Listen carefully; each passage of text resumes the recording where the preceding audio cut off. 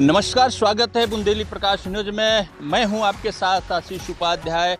आज चित्रकूट से फिर से हम पुनः उसी खबर में फॉलो अप लेकर आए हैं। आपको बता दें, 3 दिन बाद युवती के साथ दरिंदगी करने वाले दरिंदों तक अभी भी पुलिस के हाथ नहीं पहुंचे, या यूं कहें कि वो दरिंदे आज भी पुलिस की गिरफ्त से दूर हैं। हालांकि पुलिस बराबर प्रयासरत है, कई टीमें लगी हैं, सर्विलांस टीम, एसओजी टीम सहित कई सीसीटीवी कैमरे खंगाले जा रहे हैं उन अपराधियों तक पहुंचने के लिए, लेकिन पुलिस कहीं न कहीं असफल होती नजर आ रही है। आपको बता दें, 3 दिन बीत जाने के बाद युवती के साथ दरिंदगी करने वाले दरिंदों तक पुलिस के हाथ अभी भी खाली हैं।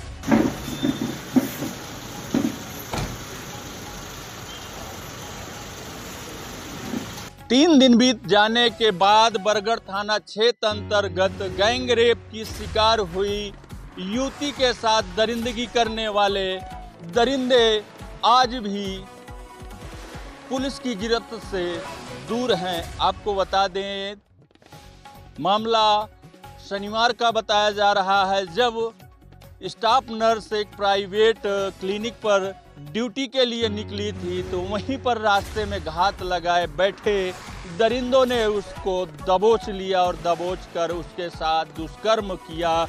यह हम नहीं कह रहे हैं, यह पीड़ित ने अपने शिकायती पत्र में, यह थाने में शिकायती पत्र दिया है, उसमें आरोप लगाया। उसके साथ दरिंदगी के बाद लड़की को प्रयागराज हायर सेंटर के लिए रिफर किया गया है, जहां पर आज भी उसका उपचार चल रहा है। लेकिन 3 दिन बीत जाने के बाद भी आज भी कोई दरिंदा पकड़ा नहीं गया। हालांकि मौके पर आईजी जोन प्रयागराज सहित यहां के चित्रकूट एसपी सहित अपर एसपी वहां बरगढ़ थाना क्षेत्र अंतर्गत एक गली और नुक्कड़ सहित घटना स्थल का बारीकी से निरीक्षण कर रहे हैं। वहां डेरा डाले हुए हैं, कई टीमें लगी हुई हैं, लेकिन अभी तक 3 दिन बीत जाने के बाद भी कोई आरोपी अभी तक पुलिस के हाथ नहीं लगा है।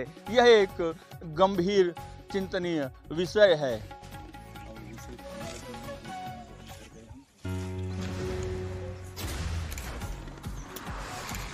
मैं इस क्षेत्र की जनप्रतिनिधि होने के नाते, मैं यहाँ की ब्लॉक प्रमुख हूँ, मेरा नाम सुशीला देवी है। मैं यहाँ की जनप्रतिनिधि होने के नाते मैं घोर निंदा करती हूँ कि हमारे क्षेत्र में ऐसी पहली वारदात हुई है।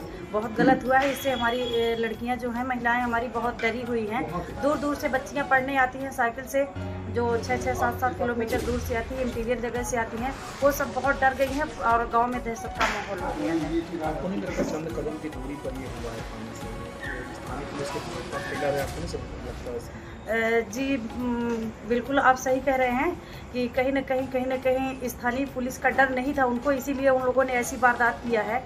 और मैं चाहती हूँ कि हमारे जिले की, हमारे थाने की पुलिस सक्रिय होकर के उन अपराधियों को पकड़े और कड़ी से कड़ी सजा दे। परिजनों से कोई बातचीत हुई आपकी? जी नहीं, अभी नहीं हुई है। मैं जाऊँगी, उनसे पीड़ित परिवार से मिलूंगी और पीड़िता से भी मिलूंगी। आप एक महिला हैं, महिला बरगढ़ की महिला जनप्रतिनिधि है, तो एक महिला जॉब कर रही थी, एक लड़की जॉब कर रही थी जी, तो बतौर महिला आपको कैसी पीड़ा होती है जब आप ऐसा सुनती हैं? भाई साहब, मैं बयान नहीं कर सकती, क्योंकि मैं भी एक महिला हूँ, बयान नहीं कर सकती। दरअसल हम लोग को भी अब अकेले में किसी गांव में जाने में डर लगने लगा है, जबकि हम लोग जनप्रतिनिधि हैं और हमको खुद ही डर लगने लगा है किसी गाँव में जाने के लिए ऐसी जगह पे।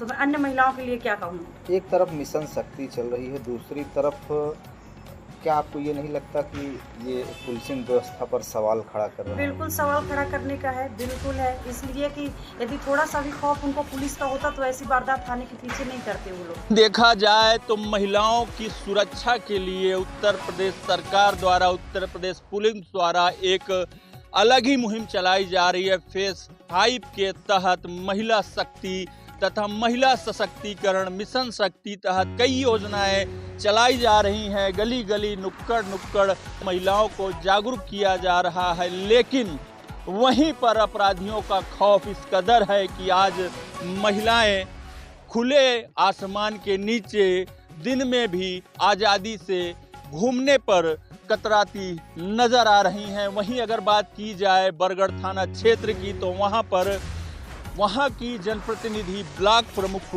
सुशीला देवी ने यह भी बताया कि अब तो हमें भी डर लगने लगा है गांव में जाने पर, क्योंकि उनको भी गांव में जन सुनवाई करने, जन समस्याओं को सुनने और लोगों के पास जाना होता है। लेकिन आज ब्लॉक प्रमुख भी खौफ में नजर आती दिखी। कि पुलिस पर एक कार्रवाई की गई, क्या कार्रवाई की गई?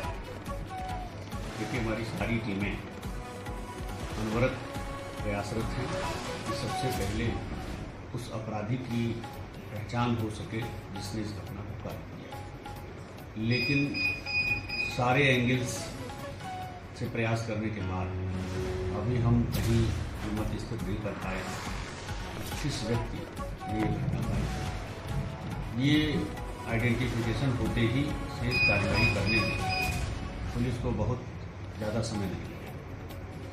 जो कार्यवाही की बात आप पुलिस पर पूछ रहे हैं, प्रभारी निरीक्षक को कल निलंबित कर दिया गया है।